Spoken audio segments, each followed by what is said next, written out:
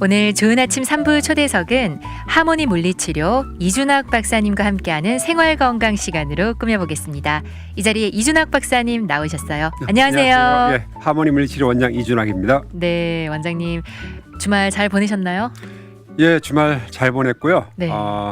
어제 비가 오고 좀 차가워서 날씨가 그래서 그렇죠. 이런 날씨에 이제 건강 특히 유의해야 되는데 요즘 독감이 많이 유행하고 있습니다. 그래서 독감 걸린 분들은 비타민 C 많이 드시고 물 많이 드셔가지고 빨리 회복할 수 있도록 하고 독감 예방하기 위해서는 사람이 많이 모인 곳 예를 들면 뭐 교회에 나가시거나 네.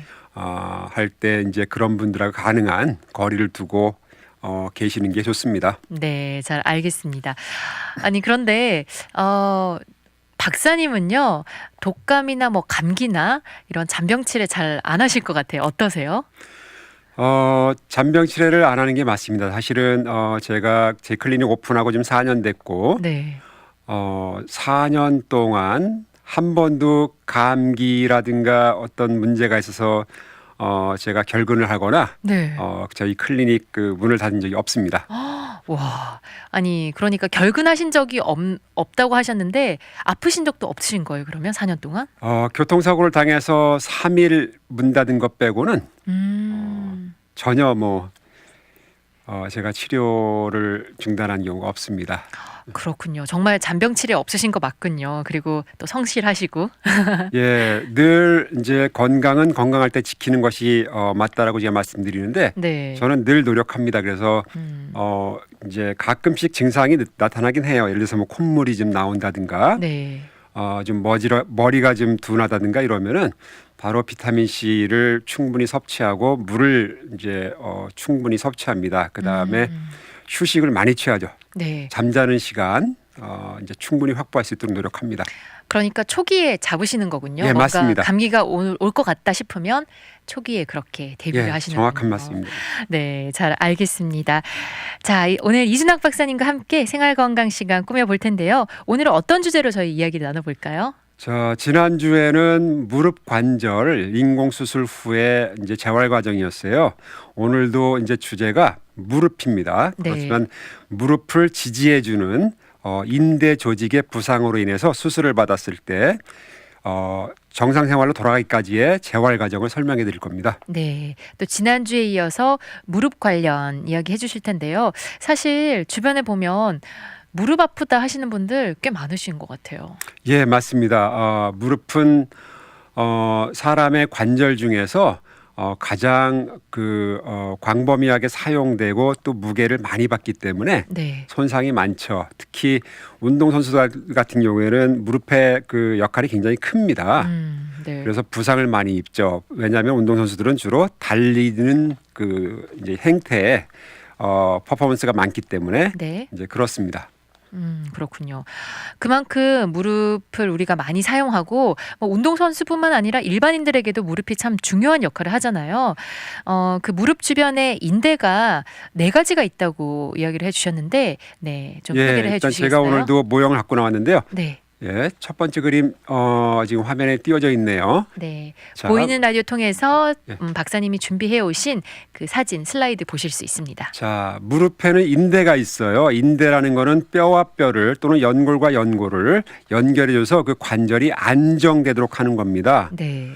예를 들면 어깨 조직 같은 경우는 어깨가 위에 있는 어깨 축지뼈하고 그다음에 밑에 있는 상완뼈가 매달려 있다 그랬어요. 그러면 상완뼈가 밑으로 떨어지지 않기 위해서는 인대 조직이라든가 근육 조직 같은 게 이제 받쳐줘야 되는데 네. 무릎 같은 경우는 이 인대 조직이 4개가 있습니다. 그래서 인대 조직은 굉장히 강하면서도 부드러운 섬유성 조직이에요. 네. 그래서 심한 부상을 입으면 끊어질 수도 있죠. 자, 인대 조직을 갖다 가장 이해하기 쉽게 이제 눈으로 볼 수 있게 설명을 한다면은 이제 우리가 오른손을 손등이 앞으로 가게끔 해서 중지 손가락을 검지 손가락 위에 이게 겹칩니다. 그러면은 크로스가 되겠죠. 그 다음에 왼손에 주먹을 쥐고 이 오른손에 중지 검지 손가락과 그 왼손에 너클본 부분, 그러니까 그 태권도에서 정권이라는데 그 부분에 연결시키면은 이게 십자인대가 이제 형성이 돼요. 그래서 무릎의 중요한 인대인 십자인대에 앞에 나와 있는 중지 손가락이 전방 십자인대고 뒤에 있는 검지 손가락이 후방 십자인대입니다. 네. 그 다음에 또 측면에는 두 개의 인대가 있는데 측면에 두 개의 인대는 이제 오른손과 새끼 손가락을 사용해서 이렇게 보여드릴 수 있습니다. 그래서 밑에 있는 경골과 위에 있는 대퇴골을 연결시켜주는 끈이 이렇게 네 개가 되는 거예요. 그래서 전방 십자인대, 후방 십자인대, 그 다음에 안쪽에 있는 엄지손가락으로 표현한 내측 측면인대, 그 다음에 새끼손가락으로 표현하고 있는 위측 측면인대, 이렇게 네 개의 인대를 눈으로 보여줄 수가 있어요. 네. 그래서 이 인대의 역할은 조금 전에 설명한 관절, 뼈와 뼈를 갖다가 떨어지지 않도록 고정해주고 안정시키는 역할을 합니다. 네. 제가 우리 몸에는 뼈가 206개가 있고 그다음에 관절은 187개가 있다 했습니다.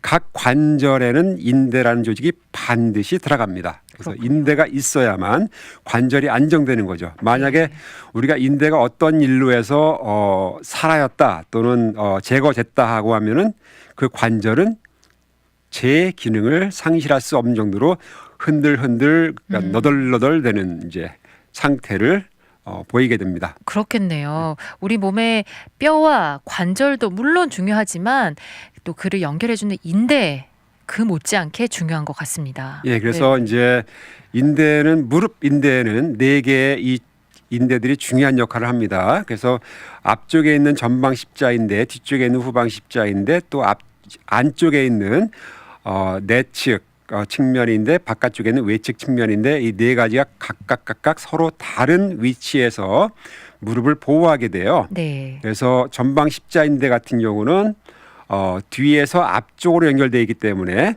이 경골이 밑에 있는 경골이 앞으로 빠져나가는 것을 막아주게 됩니다. 그래서 이제 걸을 때 뛸 때 무릎을 제 위치에서 굽혔다 펼 수 있게끔 해주는 거죠. 네. 안 그러면은 밑에 있는 경골이 앞으로 빠져나가면서 탈골될 가능성이 높은 겁니다. 네. 그 다음에 후방 십자인대는 반대로 밑에 있는 경골이 뒤로 빠져나간 거를 이제 막아주죠.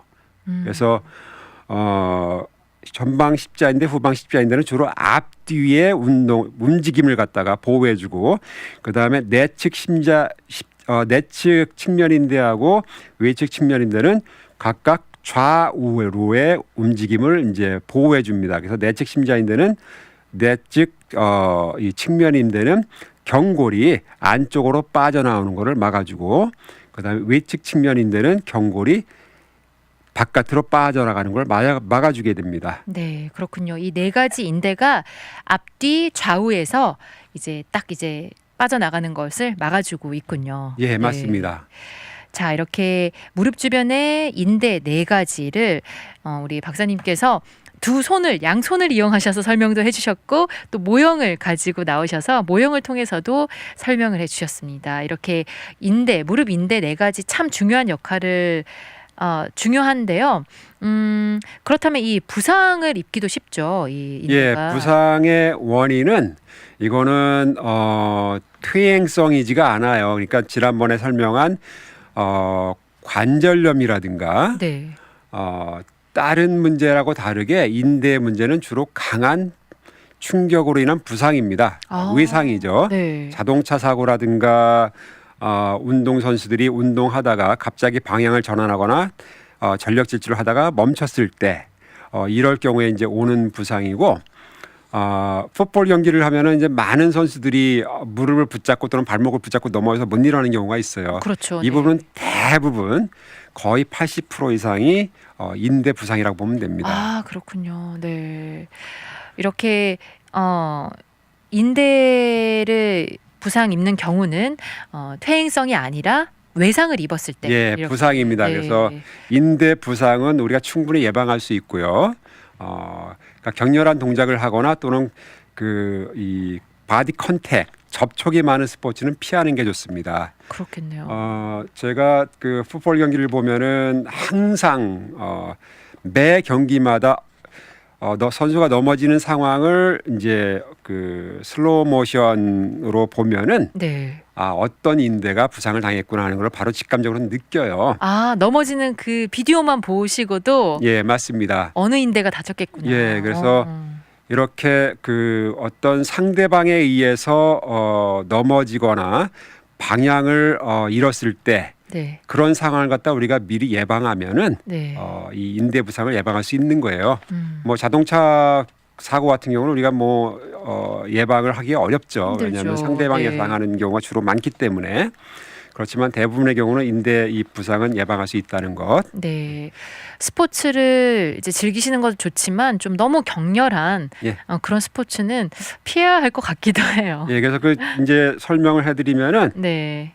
전방 십자인대가 다친 사람들은 주로 뒤에서 이 무릎 밑에 부분을 가격당했을 때, 그랬을 때 이 전방 십자인대가 오버 스트레치가 돼서 지금 제가 모양을 갖고 왔는데 요거를 이렇게 보여드리면은 아래에 있는 경골 부분이 앞으로 심하게 밀려나가면은 전방 십자인대가 심하게 스트레치가 됩니다. 그럼 오버 스트레치가 되면은 네. 이 인대 조직이 견딜 수 있는 한도가 벗어나기 때문에 그러면 끊어지게 되는 거죠. 그렇겠죠. 네. 그리고 반대로 후방 십자인대가 부상을 당할 경우에는 주로 앞에서부터 이 경골 종아리 무릎 밑에 부분을 가격당했을 때 그러면은 후방 십자인대가 또 무리하게 오버 스트레치가 되면서 이제 그 단절 이제 끊어지게 되죠. 이런 경우는 주로 이제 그 자동차 사고 같은 경우 앞에서 앞으로 부딪혔을 경우 대시보드 인절이라서 네. 차 앞에 대시보드로 심하게 가격했을 경우에 이 후방 십자인대가 잘 끊어집니다. 그리고 이제 내측 측면인대 같은 경우는 바깥쪽에서 안쪽으로 치고 들어왔을 때 뭔가가 그러니까 뭐 운동선수 같은 경우 풋볼 선수 같은 경우 태클을 네. 밖에서 안을 했을 경우 또 위측 측면인대 같은 경우는 안쪽에서 바깥쪽으로 심하게 가격당했을 경우 이런 경우에 이제 부상을 당하게 됩니다. 그렇군요. 이렇게 주로 부상을 통해서 이렇게 십자인대가 파열되고 또 심하면 수술까지 해야 되는 상황이 오게 되겠죠. 예, 그래서 이 전방 십자인대 같은 경우는 미국에서 1년에 400만 건의 그 재건 수술을 한다고 보고가 돼 있고요. 굉장히 많네요. 남녀 400만 건. 네. 비교를 하면은 남자가 더 여자가 많죠.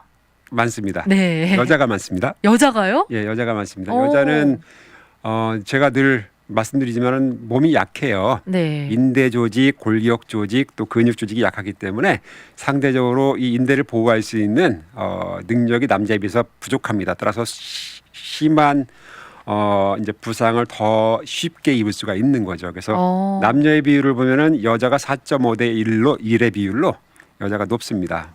확연하게 4.5 여자가 4.5명, 남자가 1명. 그렇죠. 이런 비율인가요? 예.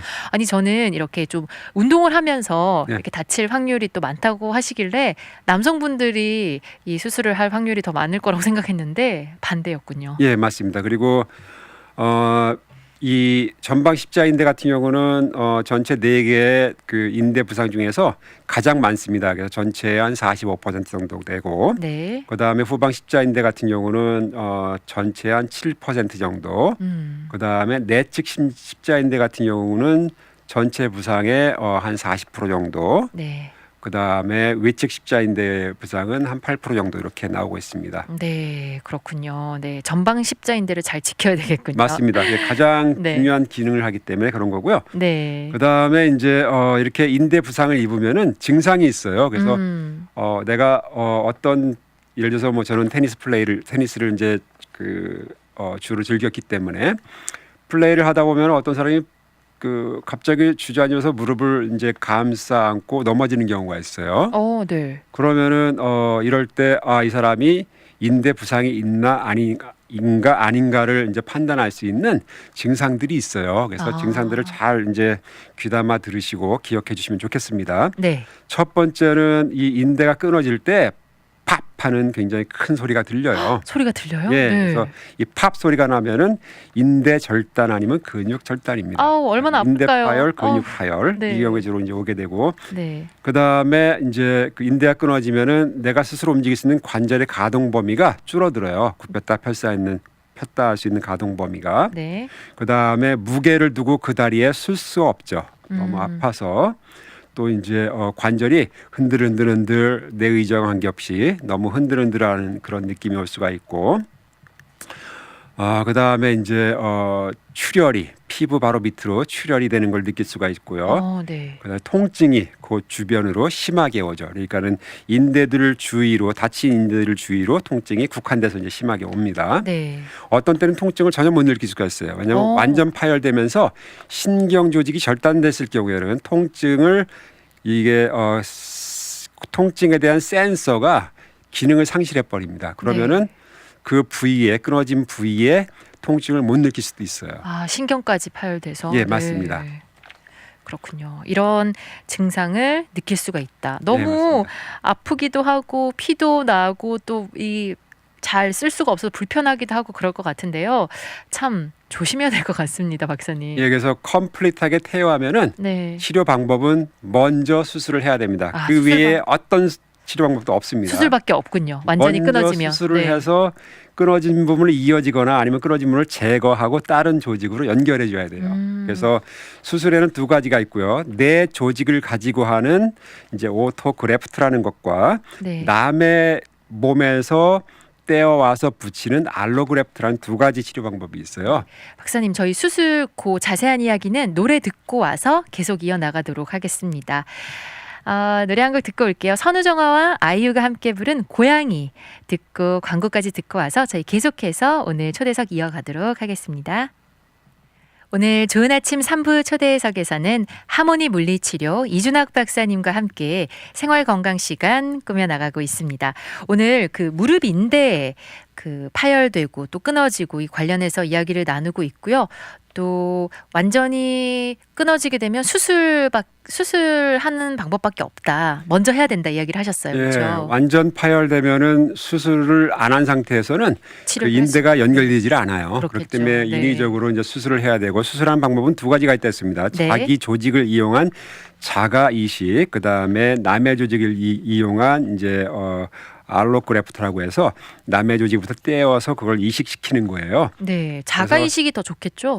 자가 이식은 자기 몸에서 이 인대하고 비슷한 끊어진 인대하고 비슷한 기능을 하는 네. 조직을 찾아서 연결해 주는 건데 주로 이제 우리 근육에 맨 끝에 부분 뼈하고 근육이 붙어 있는 그 부분에 건이라는 게 있어요. 영어로는 텐던이라는데 이 텐던의 일부를 떼서 끊어진 인대의 역할을 하도록 그 부분에 이제 연결을 해주는 거예요. 네. 이럴 경우에는 끊어진 인대는 제거하고 그 이제 자기 몸에 있는 근육의 건을 이용해서 그 연결을 해주는데 네.